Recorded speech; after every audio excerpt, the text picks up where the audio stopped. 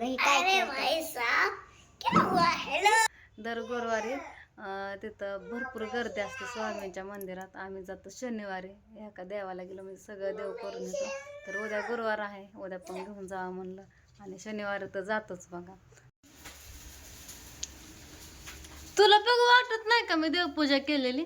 तुला वाटच राहून देऊ वाटत नाही, सारखी येऊन डवसती त्या वातीला. होय दुर्गा, किती खोडा करते ग, खोड पत्रीच आहे निवळ. कसं बाबा त्या देव बापाला उदबत्तीनं कसं तसं वे आणि पाया कसं पडतात. लाव देव बाप्पाची उदबत्ती, लाव लाव तिथं, लाव की दुर्गा उदबत्ती लाव. जेवण कर पप्पा सांगत. चल चला आता माझा पसारा लय मोठा पडलाय बघा. तसाच मुलांचा आवरत होती. राधू पण शाळेत गेली आज सकाळी, दुखत होतं तरी पण गेली. चल इकडे, उदबत्ती लावली आणि माझी शेंदूरची डबी कोण द्यायचं? कशाला घेतलाय शेंदूर ते? हा सारखं उद माद करत असते बघन तवा. आता हे ठेवणार नाही, सगळं नाश होणार. दुर्गासाठी केली अंड्याची पोळी.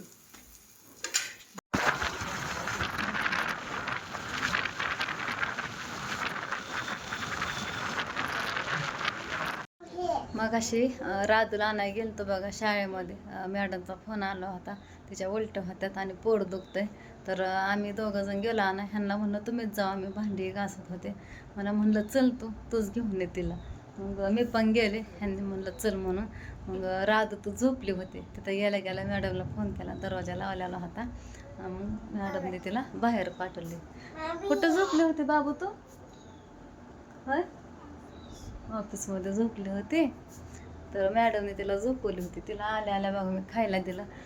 भाऊजी नुकतं चालतं पुढं इथं बाहेर गेलं तर पिहूला घेऊन. त्या टायमाला घराला होतो कुलप. भाऊजींचा फोन आला, म्हणलं आलोय थांबा. भाऊजींनी तिला खायला पण दिलं. ह्यांनी आणलेलं पण.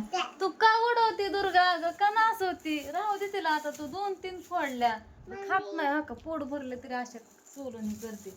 आणि मी उचलून नेलं की थनाथनच नाचते नुसती, नुसतं उड्या मारते मोठ्या मोठ्याने. किती नाश केला आहे का? राहू दे की राधू खाते. तिला जेवलेलं खाल्लेलं काय पचना झालं एकतरी, नुसतं नाच होती पोरगी. चक्कू आहेत पण कच्च आहेत, पपई आणि संत्री. मी राधूला सकाळी हे दिलतं खायला, खिचडी भात आणि इथं मोसंबी दिलते सोलून, पिरू पण दिलता बी काढून. आणि इथं भात दिला होता खायला. तिने काहीच नाही खाल्लं, फक्त पिरू खाल्लं आणि 1-2 फोड मोसंबीचं खाल्लं. तिला भाऊजींनी तिला आल्याला खायला पण दिलं. सकाळी तिला औषध पाजून शाळेमध्ये लावलं होतं. फळं थोडं 2-3 घास खाऊन नको म्हणायचे खायला. नको म्हणत होते खायला, नको कसतरी होतंय म्हणत होते. तरी बळच तिला 2-4 घास खायला घातलं आणि औषध पाजलं होतं. आणि आत्ता आल्यानंतर शाळेतनं तिची टूप पण पाजली बघा, ते औषध होतं ते. आणि मी भांडी घासून गेली होते, भांडे घासत होते त्या टायमाला मॅडमचा फोन आलता. आणि नुकतंच बघा मी दुर्गाला एखादी वस्तू दिसलं ना ती मागते, म्हणजे मागते त्यात साल्टच काढा, असंच कर तसंच कर, लय वैताग देते. आणि भांडे घासायच्या आधीच माझ्या असं म्हणत आलं तर मॅडमला फोन करावा आणि विचारावं राधूचं दुखतंय का, काय होतंय, बरं आहे का म्हणून. कारण सकाळीच ते नको म्हणत होते शाळेत जायला, घडीत म्हणायचे नको. आणि तसं मनात आलं आणि ह्यांनी बाहेर नुकतंच फोनवर बोलत होतं मॅडम सांगा, तर मॅडमचा फोन आला. ह्यांना म्हणलं आत्ताच माझ्या मनात आलं तर मॅडमला फोन करून विचारावा म्हणून. तर ह्यांनी म्हणलं राधाला आणायला जायचं. झोपली इथं, औषधंही चालल्यात. सगळे औषधं संपत आली, पण हिचं काय पोट कमी आहे ना दुखायचं. राधुड्या काय करायचं ग मग? भात नाही खाल्ला. हां गरम गरम भाकर करू का ज्वारीची? करू का? थोडीशी वरण भाकर एकदम पातळ रात्रीसारखं चुरून देते खायला, आहे का? आता किती दिवस झालं, 5 दिवस होऊन गेला. हिचं पोट थोडं पण कमी आहे ना. हिचं काय का व्हायना इकडं, आपलं खायचं बघायचं. सगळा शेंदूर अंगाला लावलं. चला मी कपडे धुवून घेते. हिला चारलंय तसं खायला. फळं खाल्लेली पचत्यात बघा, तिला ज्यूशी करून दिलेला घरात. भाकरी काय खाल्लं की लगेच दुखतंय. रिझल्ट काय देत नाही मी तिला खायला. गेली बाहेर, तिला उलटी आल्यासारखं होतंय, नुसतं उचमळतंय का आता तसं होतंय काय माहिती. अवघड पाणी पण उकळून देते तिला गरम करून प्यायला. सगळं हलकं चांदणं देते. तर तिला तसं होतं.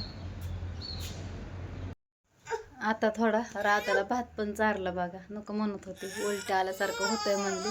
गळत चारलं, म्हणलं हो दे उलटी झाली तर पण खा म्हणलं. थोडंसं खाल्लं आणि थोडं औषध पाजलं. 3 टायमाचं औषध 1 बाटलीतलं. कसं तरी नातीला चारलं तिला. 4-5 घास खाल्लं आणि आता म्हणलं झोप, म्हणलं आराम कर, म्हणलं थोडा वेळ मी कपडे धुवून टाकते. तर तुमच्या पण भरपूर कमेंट आल्या होत्या बघा. तिला देवाधर्माचं बघा. तुम्ही देवाला पण जात नाही. त्या दिवशी गेलतो तर फक्त एकदाच गेलतो.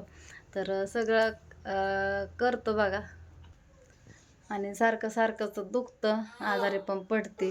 बाहेर वर्षाचं बघा. म्हणजे बऱ्याच जणांचं सगळं आपापलं वेगवेगळं उपाय बघा. तर तुम्ही सांगितलं, मी सगळ्या कमेंट पण वाचल्या. आणि आज बुधवार पण आहे. एका ताईंनी पण सांगितलं तर तिच्यावरती तुकडा उतरून टाका, ती काळं हे लावून. बरंच काय काय आहे त्याच्यामध्ये. तर बघू म्हणलं संध्याकाळी ती पण करा. आणि नजर पण काढा म्हणलं बघा तुम्ही. ती चांगली पण दिसते. तिचा व्हिडिओ हे टाकू नका. तर व्हिडिओ पण नाही टाकणार तिचं बरी होईपर्यंत.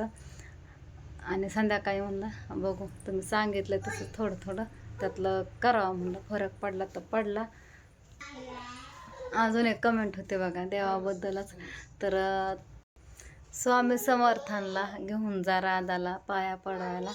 पाया पडून आणलं म्हणजे फरक पडतो. तर आम्ही काय हां दर गुरुवारी तिथं भरपूर गर्दी असते स्वामींच्या मंदिरात. आम्ही जातो शनिवारी. एका देवाला गेलो म्हणजे सगळं देव करून येतो. तर उद्या गुरुवार आहे, उद्या पण घेऊन जावं म्हणलं. आणि शनिवारी तर जातोच बघा, सगळ्या देवांना जातो. बघू देवाला गेलं काय फरक पडतोय का नाही. तरी मी अधूनमधून देवाचं पण करत असते बघा. पण काय हिला होतं सारखं तसं, सारखं ते आतडा सूज येते, कुठं काय होतं. काल पण दवाखान्यात गेलो होतो, सोनोग्राफी केली. थोडी सूज आहे म्हणून तिला तसं होतं. सूज आली की तिला पचत नाही, काय लय अवघड आहे.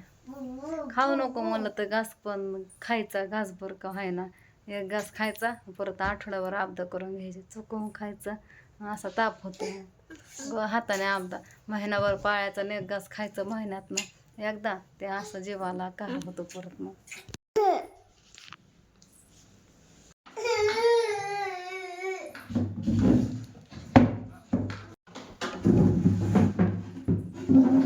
तर सगळ्यांना नमस्कार. म्हणजे आता किती 9 वाजून गेलेले आहेत, त्याच्यामुळे गुड नाईटच म्हणायला लागं.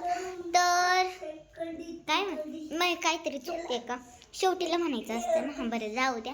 तर बघा आता रात्र झालेली आहे आणि बघा हे काय खेळतात घर बनवून